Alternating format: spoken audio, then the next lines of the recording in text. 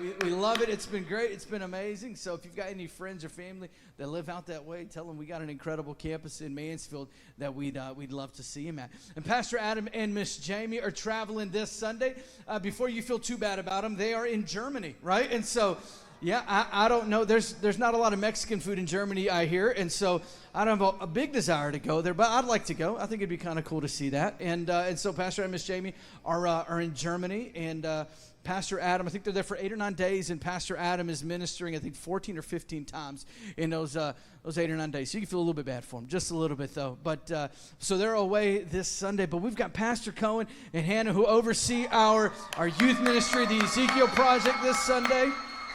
Yes, absolutely. And they are hot and fresh right back from camp. And I miss camp, but I don't miss the 9 months of back pain from sleeping on those mattresses that we'd experienced. So tell us a little bit about camp, man. You guys had a pretty great experience. Yeah, we had to have our own personal chiropractor out there because of the beds. Yeah, absolutely. Yeah, everybody's getting adjusted. No, camp was fantastic. It's always fantastic. We always have a great time there.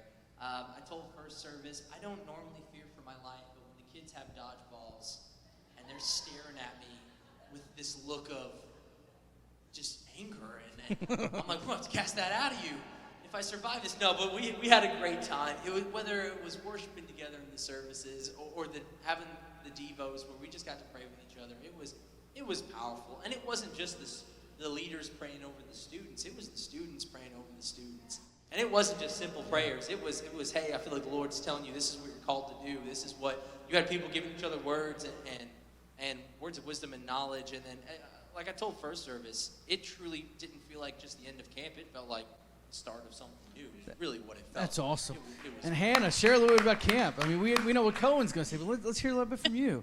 Yes, camp was just incredible. We had 15 students publicly declare their salvation through baptism. That's awesome. And it was just so awesome. Special thanks to our EP leaders and our parent volunteers who kept us all sane and safe, and it was just so much fun, just instilling purpose in this next generation. That's awesome. And what was the theme of the camp again? we call the theme All In. All In. All in, going all in for Jesus. That's awesome. What I love about Pastor Cohen and Hannah is that they are constantly, I mean, it's the forefront of what they do, of instilling purpose, calling out that purpose in their students and seeing what God's got for them, praying for them. And so absolutely love what you guys are doing with EP and all of those things. So excited for that. Hey, you guys should be proud of your youth pastors and what they're doing. I mean, they got a tough job. I mean, this generation is crazy. Our key scripture's coming out of Ephesians chapter 4, if you're taking notes this morning.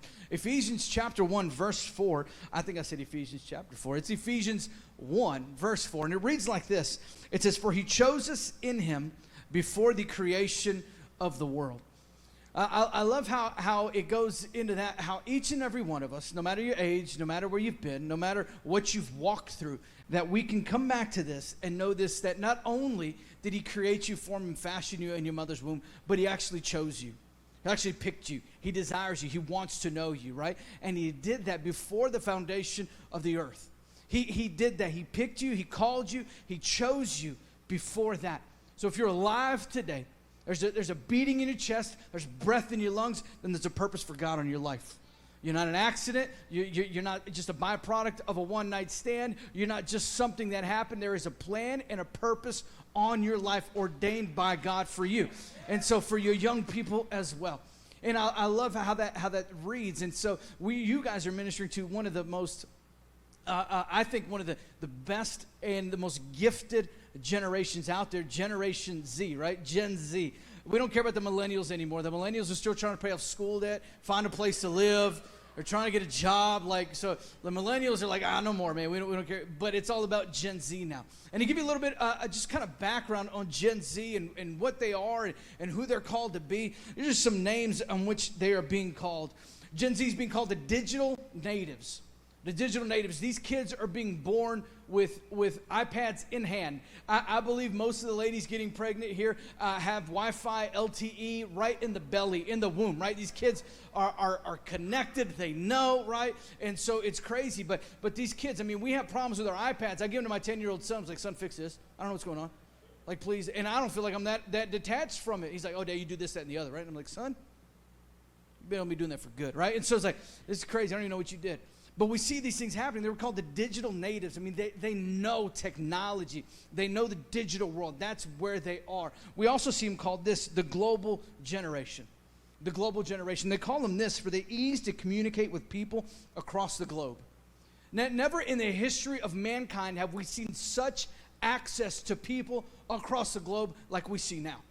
With the click of a button, with your thumbs rolling across a screen, you're able to send a message that can go across the globe. We also see them called this, the culture creators.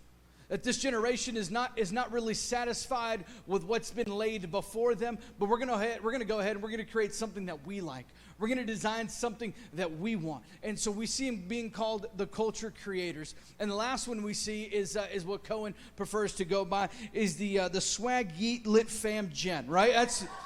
That's actually Cohen's. He wrote that one in there. He's like, that's what I am, Pastor Jonathan. I am that.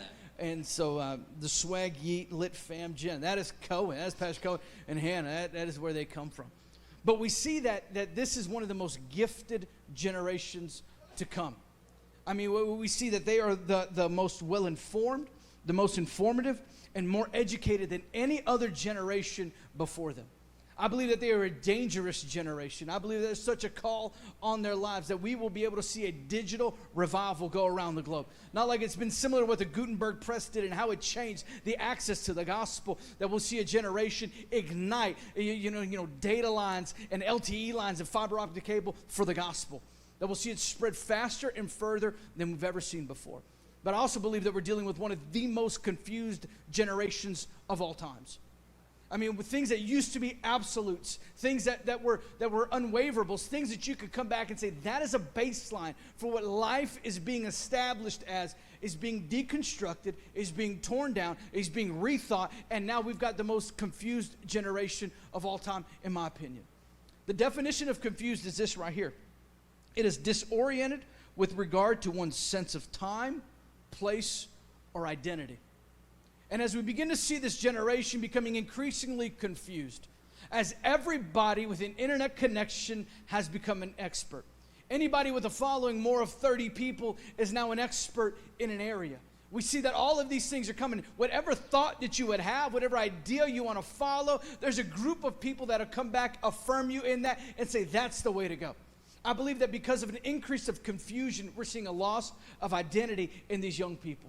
And they're looking for it, they're seeking it out, and they're finding it in other places instead of finding it where they need to be in the church.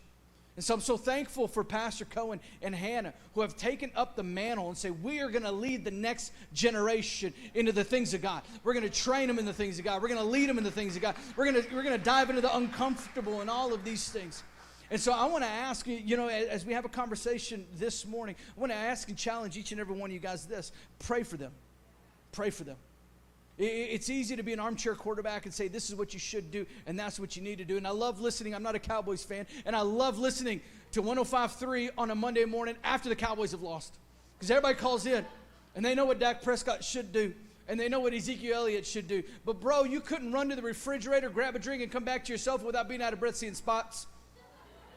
And it's crazy that everybody becomes an expert, and everybody loves to armchair quarterback what these young people get to do and how they get to pastor and how they get to minister. But they're in the thick of it. They're in the middle of what's going on.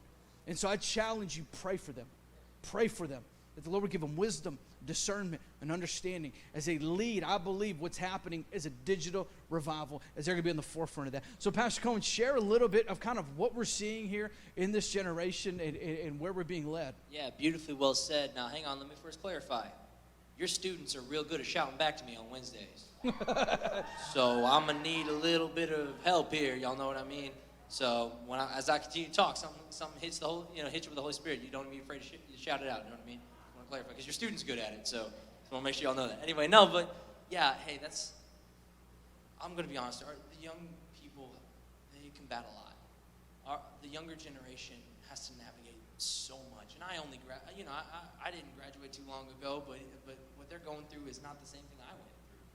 And I'm only graduated, 6 years ago. But the biggest thing I see them having to navigate is sexual identity. for the longest time, sexual identity has always been how God created it. And as he had said in Mark chapter 10, verse 6, it says, but at the beginning of creation, God made them male and female. That's what has always been, that has been God's definition of identity. And unfortunately, because of this concept of gender being a social construct and sex being biological, but gender being completely different, and so as a result, my pronouns have to be affirmed, and if you don't affirm my pronouns, then you don't love me, you hate me, you're a bigot, you're all this. As a result, what we've got is all this abundance of emotion and lack of education, really, or too much education that's not correct. A lot that's not correct, and so, like you said, there's confusion. There's confusion everywhere.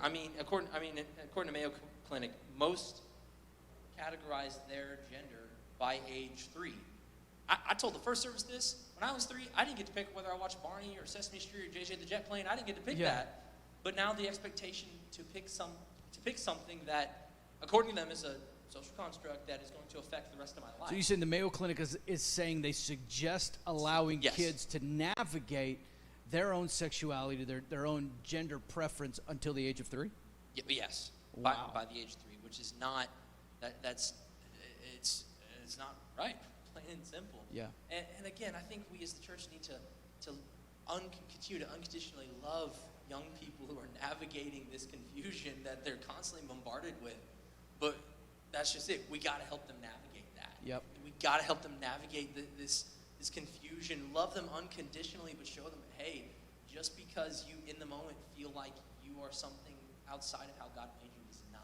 Yeah, I love how you say that, because it's not negating the fact that they're feeling that. Right. It's not negating the fact you are feeling it. I get that, but let me help you navigate through that. Let me help you figure out and bring back balance to what that is. That's fantastic. Perfectly well said. Yeah, absolutely. Yeah, I was reading the other day in an article that 6 states in the United States allow you to select to list your child's gender as simply X.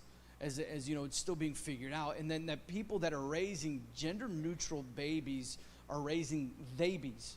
They're just calling them babies, and it's this thing that's going. Well, once was something that was a foundational, black and white kind of principle thing, is now being deconstructed and just kind of whatever you want it to be. Exactly. Well, it's taking what God has clearly defined and saying, no, that's not true because I don't feel that way. Yeah. It's saying truth should be subjective, so therefore this is how I feel. So, and we acknowledge the feeling, but that's not what God says. Yeah, That's not what the absolutely. Scripture says. We're gonna always point you to truth. Yes, always going to point you to truth. I would rather offend you and tell you the truth than lie to you, make you feel good. Absolutely. Yeah. Come on. What other areas are we seeing? That's real good. Yeah. Come on. Yeah. What other areas are we seeing? These kids kind of struggling and confused in. Yeah. Some other factors are politics.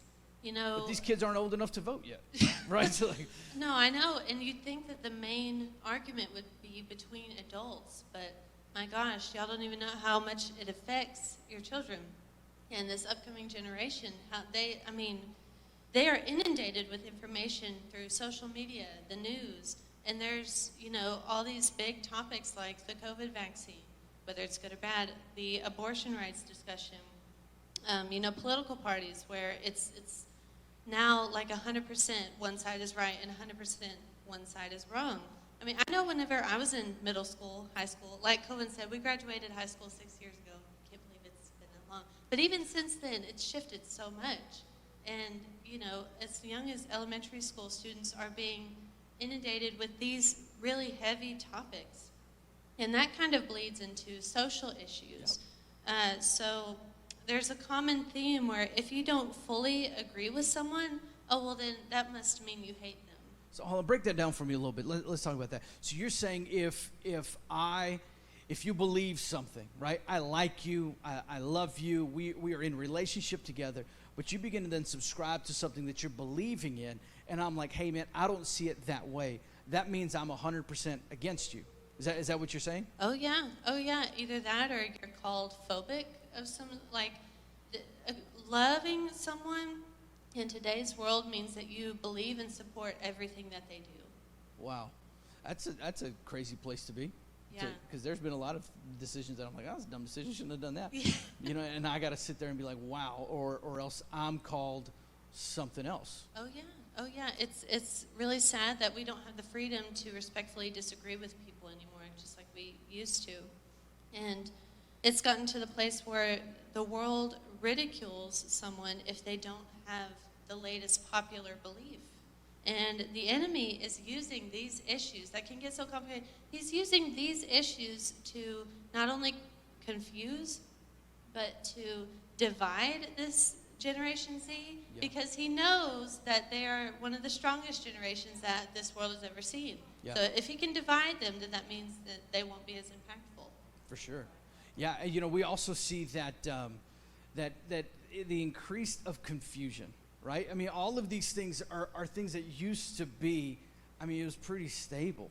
That this increase of confusion, what we're seeing, that really the destruction or the deconstruction of a foundational thing that used to be, right? Where you used to be able to say, hey man, I appreciate you, I love you, we're friends. I don't necessarily agree with that part of your life, but now that makes me an enemy of you when the whole thing I'm trying to do is love you through it. Where we're finding ourselves, you know, being kind of pushed away for not 100% subscribing to whatever you're doing, whatever you're believing, to say, man, I absolutely love you.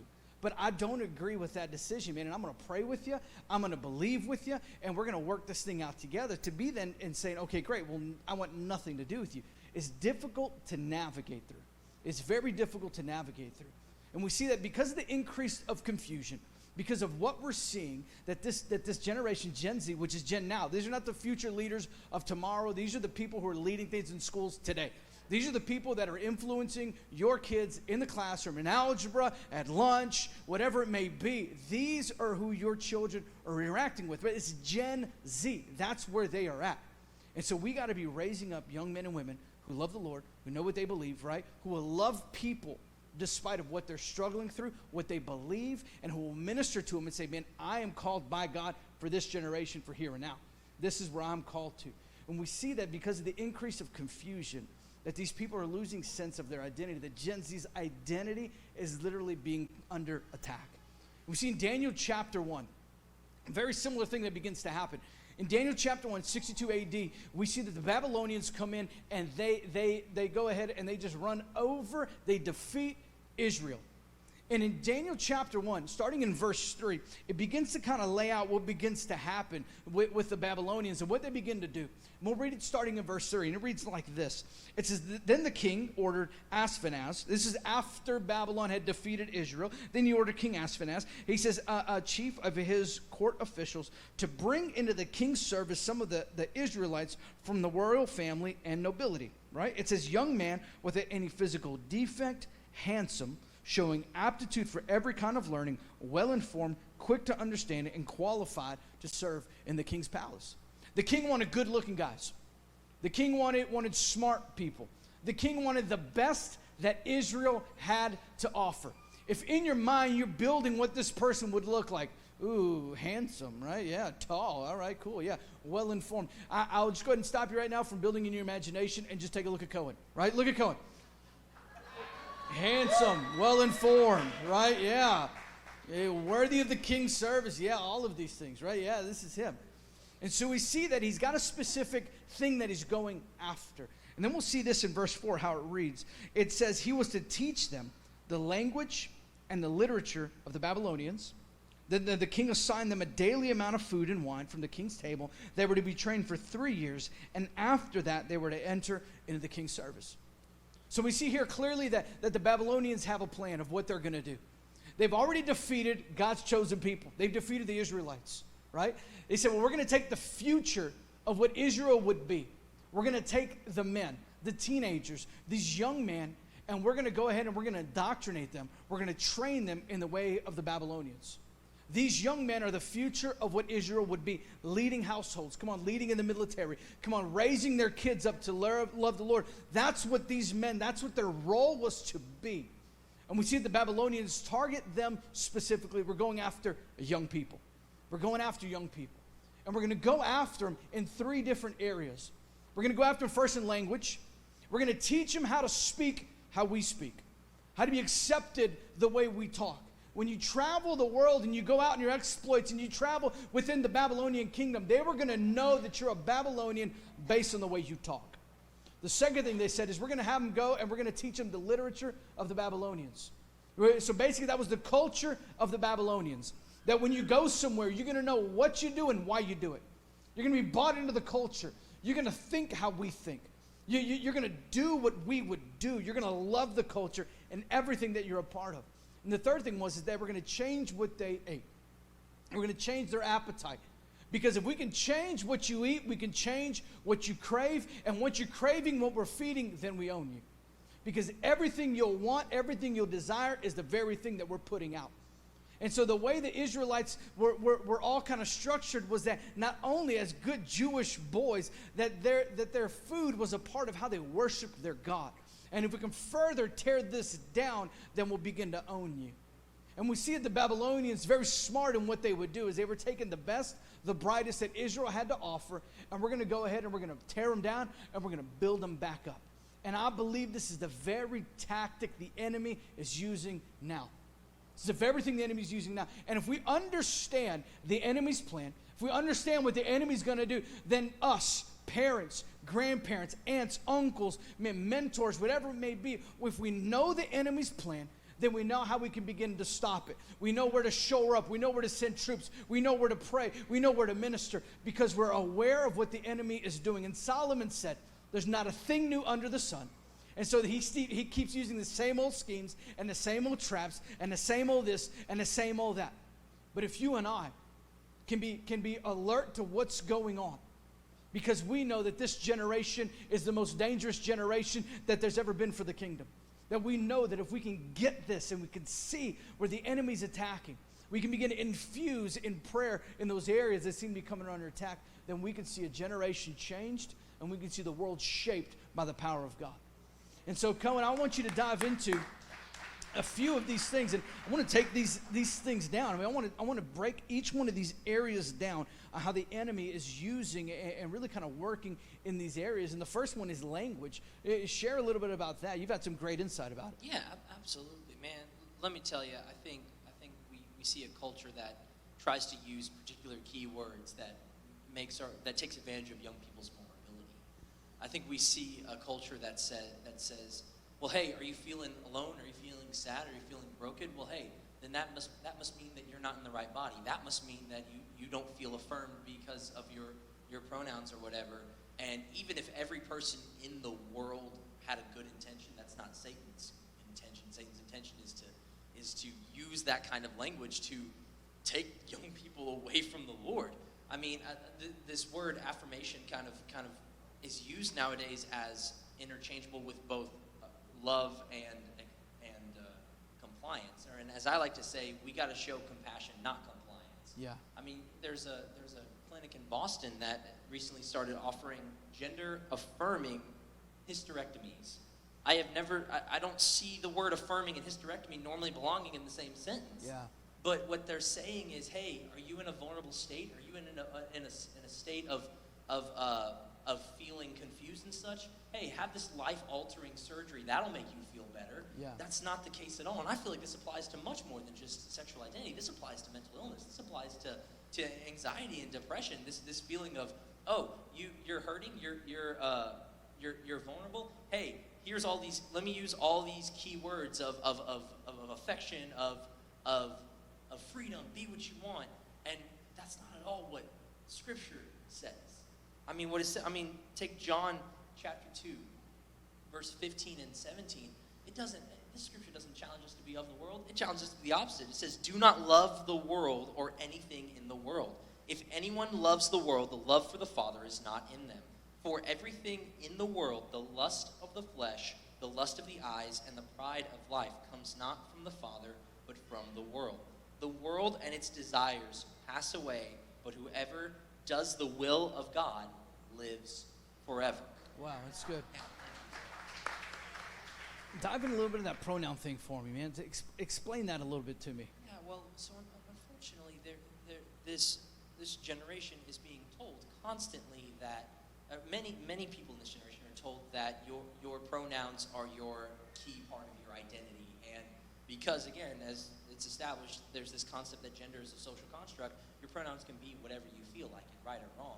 I mean, I've seen people become enraged and sometimes even harmful to other people, young people, harmful to each other because, quote, their pronouns were wrong. And I'm sitting here thinking that passion is in the wrong area. Yeah. Like where's the identity that the Lord has given you? This identity that's so much better than that. Because at the end of the day, Satan is trying to use whatever he can to tear you away from God. God. If you feel like you have to be affirmed with your pronouns, hey, no, be affirmed in the Lord. Yeah. Because God loves you so much more than this culture does. Absolutely. Yeah, absolutely. Yeah, absolutely. And so one of the major things that we see also, man, that Hannah was kind of sharing was that, and you touched on that, if you don't comply, if you don't buy into it, then you're fully against it. And you said something that we showed compassion. Compassion, not compliance. Dive into that a little bit for me. Yeah, so again, unfortunately, I do think that this culture believes that, oh, you love me, so you should be accepting everything. And I say, and that's not what the Bible says at all. The Lord loves us, and so therefore He corrects us. It may not feel that way, but man, my dad used to have to discipline me all the time, and I was like, no, you don't love me. And he's like, no, I love you, so I have to correct you. Yeah. You got to be corrected right now. Yeah.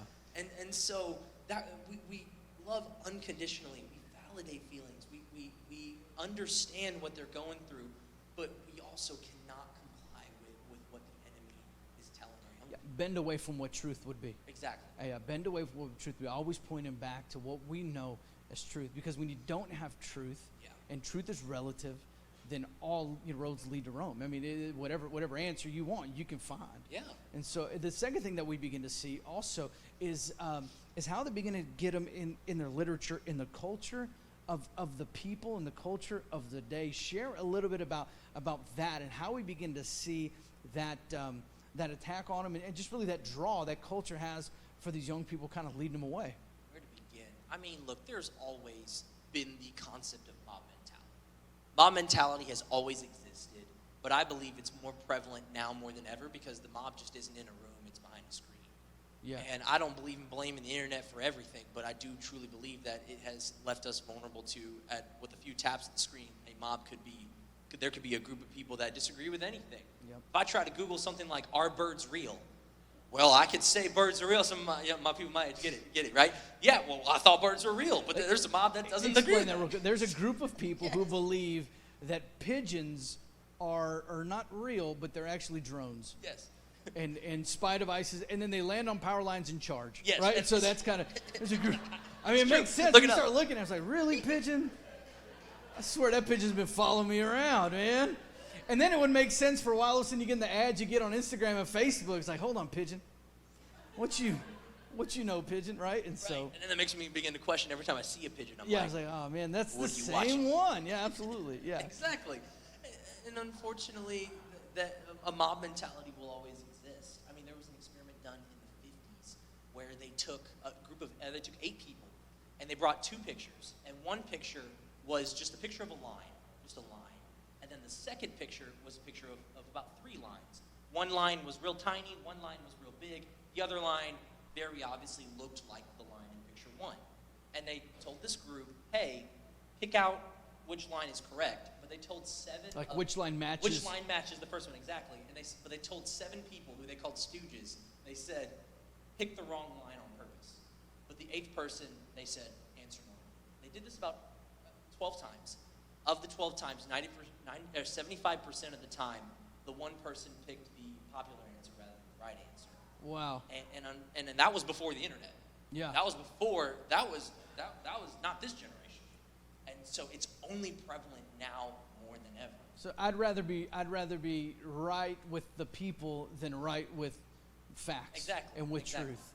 Exactly. Wow, that's crazy. How do we begin to combat? I mean, because culture's everywhere. I mean, we walk around with a device in our pockets, smarter than that flew, the space shuttles back and forth to the moon. I mean, we fly. We have these devices in our pockets that are connected to everything. I mean, they're listening to stuff, and we're inundated constantly, whether you want it or not, by culture. Yeah. I mean, it's happening everywhere. It's showing up what you should buy, what you should watch, how you should think, how you should vote. I mean, it's all popping up. How in the world do we begin to kind of, go against that without our minds being totally consumed with it? I mean, we find ourselves just being one of the drones that, flying around charging our power lines. One of the birds. Well, Yeah. well, first let me address the young people. The thing that everyone might be saying is the greatest problem, i.e. the internet or your phone, is actually can be your greatest weapon. Absolutely. I mean, you have the ability to influence people from your at your fingertips. You are an influence, if you guys know what I mean.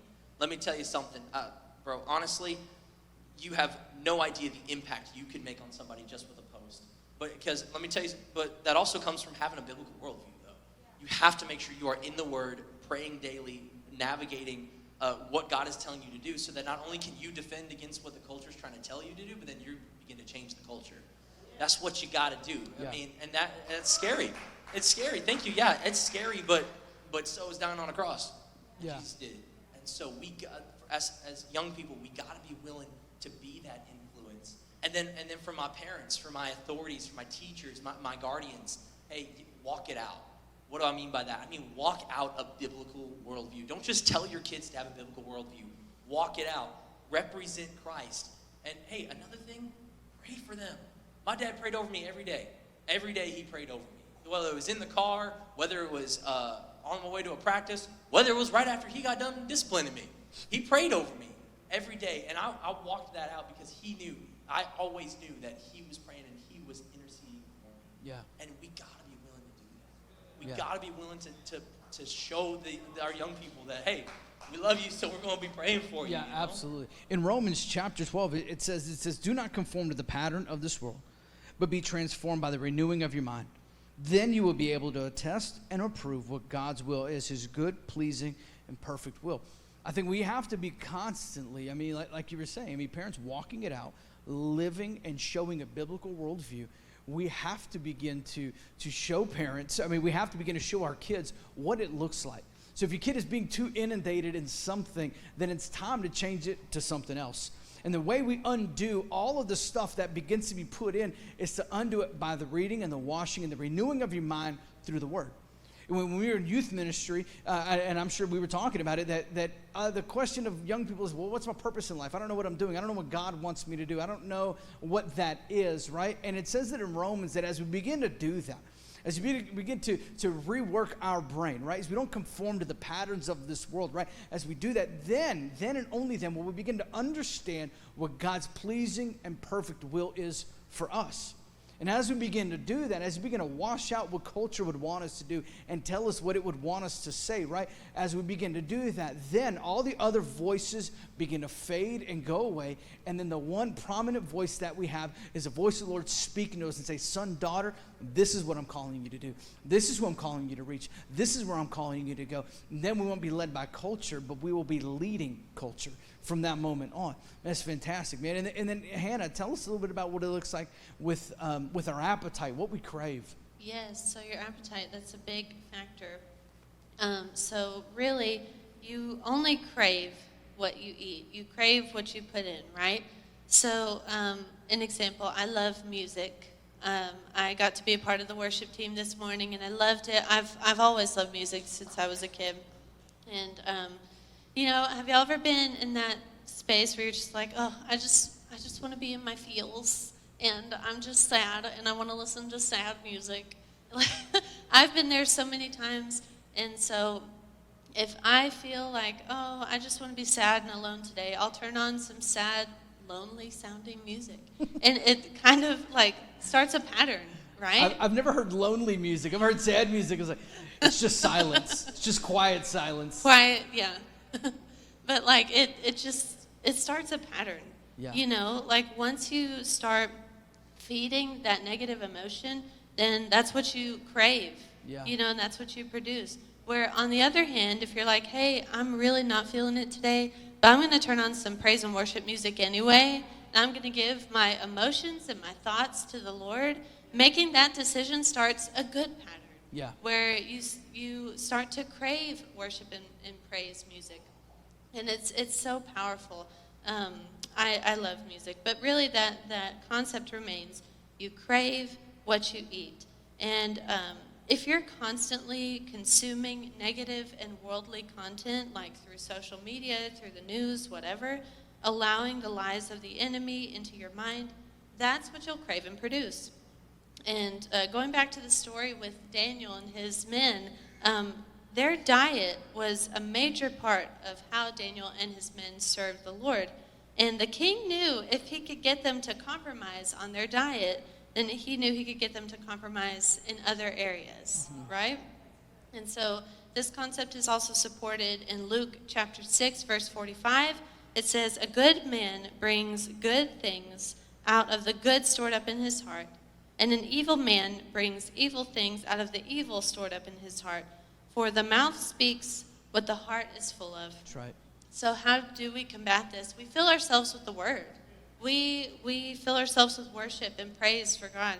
We surround ourselves with good friends and mentors that love Jesus and have a biblical worldview to pour into us. And I love that it ties into this story of Shadrach, Meshach, and Abednego. Y'all know that story? Yes, it's a few chapters later in Daniel. But Shadrach, Meshach, and Abednego were challenged by the king, like, hey, bow down to our golden idol, or else you'll be thrown into the fiery furnace. They were the only three that said, no, we bow to no other gods but our God, and we will not bow. Even if we have to get thrown in the fiery furnace and the Lord doesn't save us, it doesn't matter. We will not bow. And that's what we're trying to do. We are trying to instill that faith and foundation and confidence in the Lord where we can have Shadrach, Meshach, and Abednego's, right? Yeah. We can have a young generation that says, no, I don't care what the world says. I don't care what everyone else is doing. I will not bow to any other gods but my God. Yeah, right? absolutely. It was so good. Yeah, that's fantastic. That was so good how you say you'll only crave that which you consume, right? You'll only crave what you eat. And so you're so right. I hate kale, right? I don't know if there's any other kale haters in here. I don't like it. It tastes like dirt to me. I've never in my life woken up in the middle of the night and be like, you know what I want right now? I want a cold piece of kale. I haven't found myself, walking the house by a cell phone flashlight, sneaking out a piece of kale. Never in my life. What I have done, though, is gone to bed and woken up and be like, you know what? I left 2 cookies out. And there's a little bit of milk left. And we're going to go eat those cookies, right? I don't ever crave kale. I don't do that. I love cookies. I like cookies. Cookies are good. We got a cookie fans? I love cookies. Yeah. Man, I love tacos. Oh my gosh. I love tacos, right? I that's what I crave. I don't ever crave those things, right? And if your kids aren't craving the things of God, right? It's probably because they're not consuming the things of God. And so it's crazy, as you said, if we're going to teach our kids to have a biblical worldview, then we have to be living it out, right? And so it's crazy to say, hey son, hey daughter, you need to be listening to better music, when on the way to school, we're bumping terrible music. You know what I'm saying? It's crazy to see, like, hey son, daughter, you don't need to be so angry. You don't need to be using those words when we get in the carpool line and we've already cussed out everybody there. Right, you know what I'm saying? And the carpool line, there is some grace there. It's crazy, right? Carpool line like brings the worst out in people. I get it. But we have to be modeling out what it is that we want our kids to be, right? And if we're going to change what we crave, we have to be then feeding them what we want them to eat. And so we have to begin to change what it is that we consume. That's so good, because we will only ever produce what we are, nothing else. You'll only produce what you are. I'm so thankful for Cohen and Hannah as they have been just ministering to this generation, praying, man, and showing up and being there and answering the tough questions and really ministering to what I think is really one of the greatest generations we've ever seen. And there's such a call on their lives, which means the greater the call, the bigger the attack. And I believe that this generation is coming under one of the biggest attacks we have ever seen. And so thank you so much, Cohen and Hannah. Can we give them a hand for being on the front lines of ministry and what they're doing? Come on, guys, let's stand across the sanctuary this morning. We're so honored that you would take the time to join us remotely and to celebrate the goodness of Jesus. I hope that word spoke to you. I hope that you were blessed today, and I hope that you are encouraged to go forth in the confidence of Jesus this week, wherever you are. If you made a decision today to serve Jesus for the first time, we want to celebrate with you. Would you text DECIDED to 469-606-2684? And we want to respond, and again, just connect with you and celebrate the beginning of an amazing discipleship journey with Jesus. Don't forget, next week we are here again, same place, same time, 9 o'clock and 11. And until then, we hope you have an amazing week.